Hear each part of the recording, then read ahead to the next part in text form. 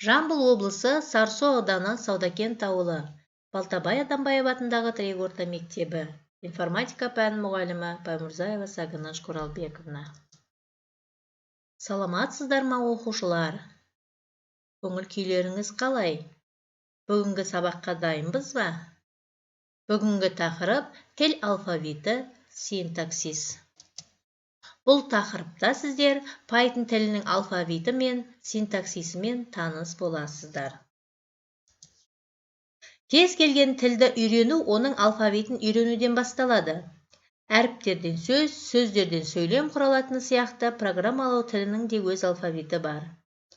Программалау тілін үйренуді бастаған кезде, оның командаларын жазу үшін қандай таңбалар қолдану керектігін анықтау керек.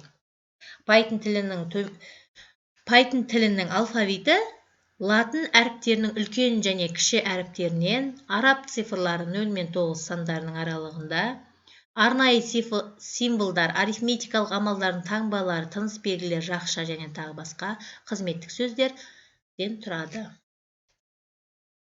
Идентификаторлар, айнымалылар атауы, әріппен басталатын цифрлар мен әріптер тізбегі. Идентификатор латын әріптерінен төменгі сызу таңбасы, төменгі сызық К1 және 0 мен 9 арасындағы цифрлардан құралады. Pythonның әріптер регистрі үлкен және кіші әріптерге ажыратылып берілген.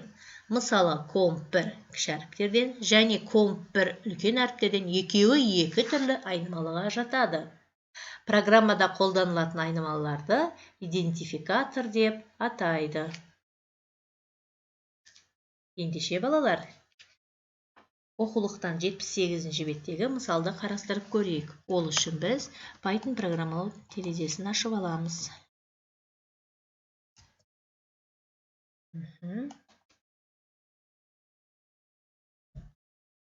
Бұл терезеден енді файл, new file, жаңа терезе ашамыз. Бұл тереземіз код жазуға, код теруге арналған терезе, ал shell болса, сол кодтың нәтижесі шығады. Кеттік. А айнымалысы берілген мәні 4, Б айнымалысы берілген мәні 12, С айнымалысы берілген мәні 10. Нәтижені Д деп алайық. А қосылған Б қосылған С. Экранға шығару үшін print. Print нәтижеміз Д. Run модуль. Окей, сақтаймыз. Сақтап аламыз. Сан. Сақтадық. Міне, көрдіңіздер ма? Бірден жауабы 26. Яғни 4-ке 12-ні 10-ды қосқанда 26 жауабы шығады екен. Дұрыс. Сіздерге түсінікті болды ма? Келесі. Input функциясы программаға жолдық деректерді енгізеді. Ал сандық деректі енгізу үшін бұл функция input түрінде жазылады. Яғни 79-ші беттегі бірінші мысал және екінші мысалды қарастырып көрейік. Ол үшін программаны ашамыз. Файл, жаңа терезе ашып алайық. Жақсы. Тереміз A, input, Б, сол сияқты.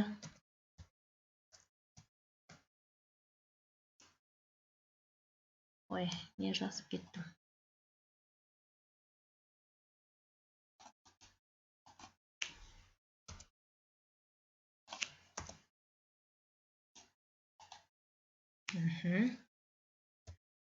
Нәтижеміз С, А қосылған В.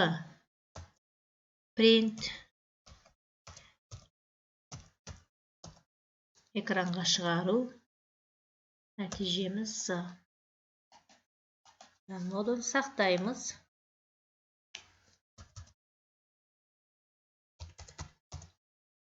Сақтадық. Енді мән енгіземіз. 4, 12 деген бердік. Яғни жолдық деректерді біріктірді. Ал екінші мысал. Енді сандық деректерді. Ол үшін алдына int жазамыз.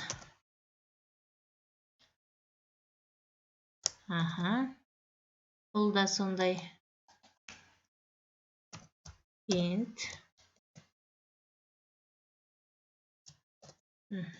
Енді қайта көрейік. Run модуль. Қайта сақтаймыз. Сол сандарды енгіземін. 4, 12. Жауап 16. Яғни сандық деректерді қосты. Бұл жерде сандық деректерді қосты.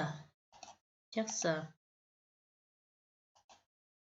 Сынып бөлмесінің ауданын есептеу. Сынып бөлмесінің ұзындығы А және ені Б берілген. Осы бөлменің периметр мен ауданын есептейтін сызықтық программа құрастырайық. Ендеше балалар, программаны қайта ашайық.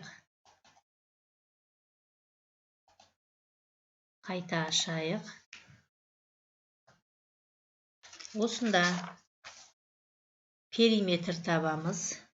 Мына жерде алып тастай салсақ болады, иә? Периметрдің формуласын енгіземіз. 2 көбейтілген А қосылған В. Яғни ұзындығы мен енін қосамызды 2-ге көбейтеміз. Ауданның формуласы ұзындығы менен енін көбейтіледі. Экранға жауабын нәтижесін шығару үшін print периметр. Жақсы. Периметр тең түр периметр деп аламыз. Екіншісі print екінші нәтижені шығару үшін аудан тең түр S. Дұрыс жаздық па, балалар? Дұрыс жаздық, иә? Яғни run модуль сақтаймыз. Енді нәтижесін 5, 7 деп сандарды енгіздім. Яғни ені 5, ұзындығы 7 деп алдым. Периметрі 24, аудан 35 деп есептеп берді.